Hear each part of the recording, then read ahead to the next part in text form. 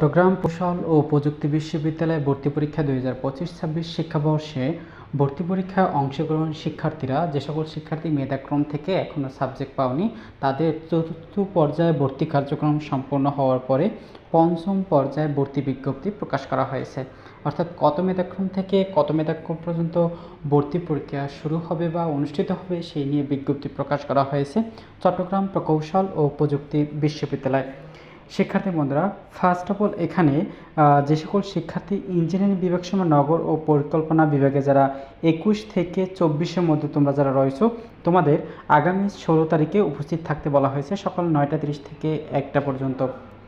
21 থেকে 24-এর মধ্যে যারা রয়েছে পার্বত্য চট্টগ্রাম অন্যান্য জেলা খুর্দনি কুষ্টি যারা রয়েছে তোমাদেরকে অবশ্যই উপস্থিত থাকতে বলা হয়েছে। যে ডকুমেন্টসগুলো নিয়ে যেতে হবে, যেমন এখানে থেকে তোমরা কিন্তু দেখে নিতে পারো যে তোমাদের কী কী ডকুমেন্টসগুলো নিয়ে যেতে হবে এবং সাথে কত টাকা নিতে হবে সেটা কিন্তু এখানে তোমরা দেখতে পারবে। এই যে ডকুমেন্টসগুলো তোমরা দেখতে পারবে এখানে নিচে আসার পরে যে সকল শিক্ষার্থী সাধারণ শিক্ষার্থীরা তোমরা যারা রয়েছো তোমাদের মেধাক্রমে অপেক্ষামান তালিকা থেকে তোমাদের এই যে 16 তারিখে উপস্থিত থাকতে বলা হয়েছে। যারা ইঞ্জিনিয়ারিং ডিপার্টমেন্ট থেকে 3889, 3891, 3900, 3902 ইঞ্জিনিয়ারিং ডিপার্টমেন্টে যারা রয়েছে তোমাদের 16 তারিখে অবশ্যই উপস্থিত থাকতে হবে সাধারণ শিক্ষার্থীরা।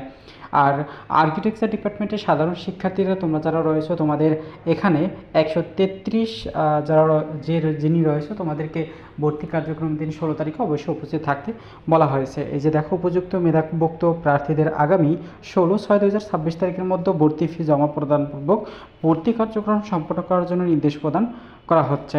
অর্থাৎ মেধাক্রম প্রার্থীদের 16 তারিখের মধ্যে নির্ধারিত ফি জমা প্রদানপূর্বক ভর্তি কার্যক্রম সম্পন্ন করার জন্য অনুরোধ করা হয়েছে। যে সকল শিক্ষার্থী এই তারিখের মধ্যে তোমরা এখানে যারা রয়েছে এই যারা ভর্তি ফি জমা দেবে না, অর্থাৎ তোমরা সাবজেক্ট পেয়েছো তোমরা যে ভর্তি ফি দেবে না, তাহলে কিন্তু তোমাদের ওই সাবজেক্টটা শূন্য আসন বলে বিবেচনা করা হবে। শূন্য আসন থাকাকালীন কী হবে, তাহলে তোমাদের ষষ্ঠ মেধা তালিকা প্রকাশ করা হবে। ষষ্ঠ মেধা তালিকা তোমাদের কিন্তু ভর্তি কার্যক্রমের জন্য আবার বিজ্ঞপ্তি প্রকাশ করা হবে। অর্থাৎ এখানে যারা শিক্ষার্থী যারা সাবজেক্ট পেয়েছো তোমরা যদি এখানে ভর্তি ফি জমা দিয়ে দাও তাহলে কিন্তু তোমাদের সাবজেক্টটা তোমাদের অন্তর্ভুক্ত হয়ে যাবে। আর তোমরা যদি ফি জমা দিতে না পারো তাহলে কিন্তু সাবজেক্টটা তোমাদের ফাঁকা বলে শূন্য আসন এবং তোমাদের বাতিল বলে গণ্য করা হবে।